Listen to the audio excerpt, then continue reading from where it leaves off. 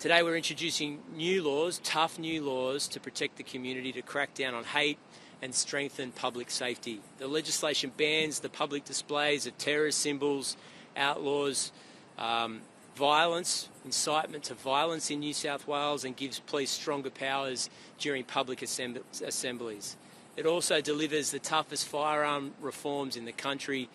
It does restrict access to high-risk weapons, strengthening licence, storage and oversight regimes in the state.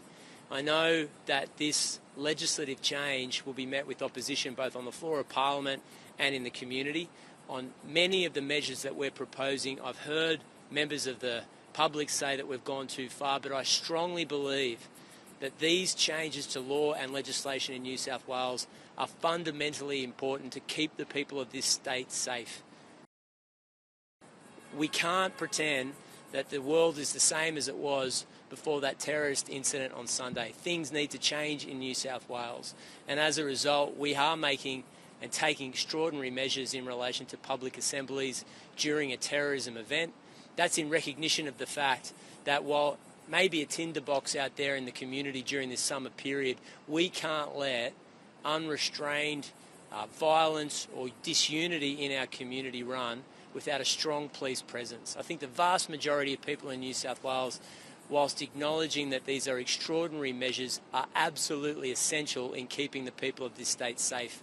The state's number one priority, and my government's number one priority, is to keep the people of New South Wales safe, and that means making these changes. I also want to stress it's not the end of change and reform in New South Wales. This is a huge burden that we feel on our shoulders, and it will require legislative and further reforms early next year. And part of that will be in relation to hate speech in New South Wales, and the government today will refer to a committee hate speech, changes to hate speech legislation, in particular that phrase that's commonly used around the world, globalise the intifada.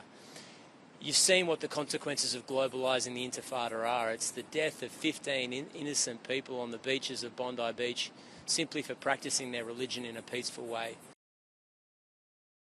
I acknowledge that we don't have the same free speech rules that they have in the United States, and I don't make any apologies for that. We have got a responsibility to knit together our community that comes from different races and religions and places from all over the world. But we can do it in a peaceful way, because I'm convinced that most Australians want to live together in peace and harmony and have no interest